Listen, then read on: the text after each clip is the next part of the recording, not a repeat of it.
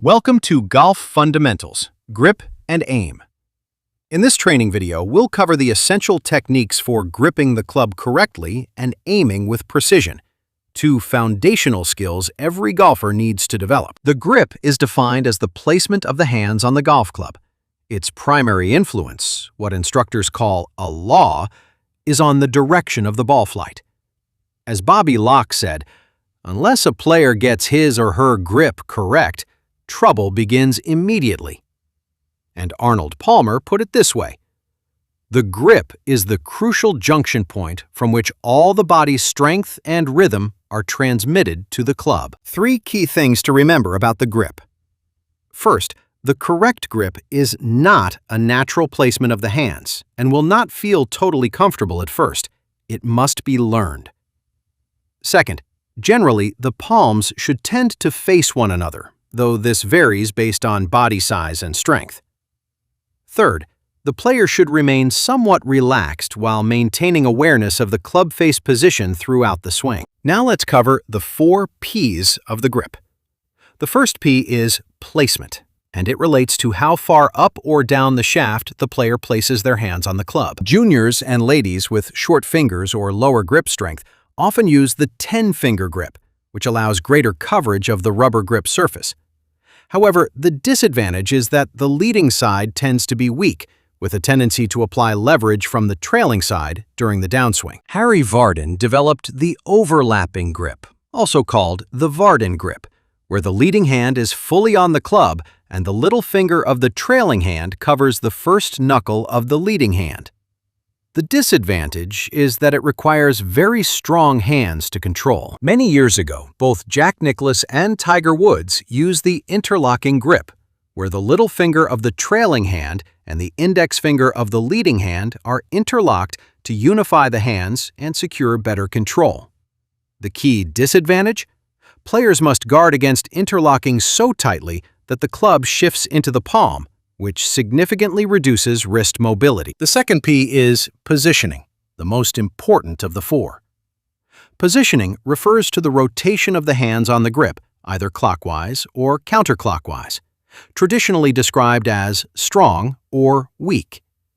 This is somewhat misleading because these terms do not refer to how firmly a player holds the club, but rather the tendency to open or close the club face to the target line. For a strong grip, the V formed by the right, or trailing hand, points toward the right cheek or shoulder. For a weak grip, it points toward the left cheek or shoulder.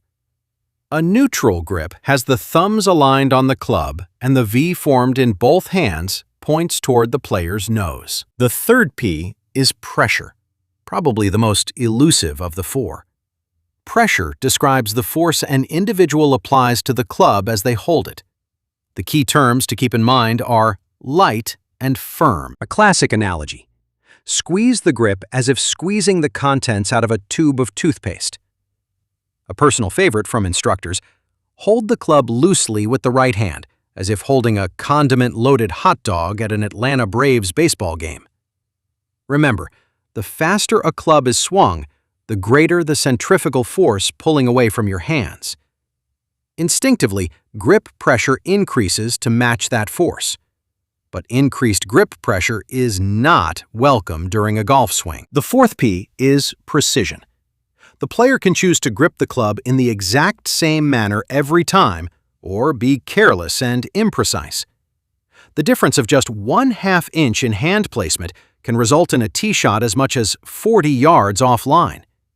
Golf is a game of precision, and the grip is the very first place that a lack of precision will make a significant difference in the outcome of the shot, and ultimately, on the scorecard. A good grip allows proper control of the club face, proper hinging of the wrists, support at the top of the swing, and with light, correct pressure, it will increase club head speed. Now let's move to the process of aiming.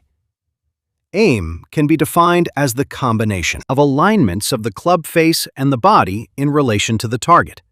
Like the grip, it carries primary influence as a pre-swing principle on the direction of the shot. It does not take a great deal of natural talent to learn proper alignments for the body and the club face.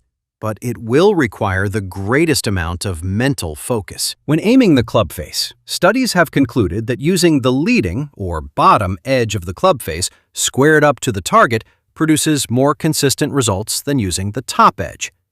Select a target landing spot by viewing the hole from behind the ball. Match your desired location, avoid thinking about trouble zones in the picture, and align the club face correctly. Aiming the body is a little more complex, but remember these key components. Aiming the body is based on what the player sees. The feet, knees, hips, and shoulders are all aligned parallel left of the target. Thank you for watching Golf Fundamentals, Grip and Aim. Please contact Jeff Hilwig with your thoughts and any questions concerning grip and aim. And be sure to keep an eye out for the other golf fundamental videos in the series, containing 12 episodes.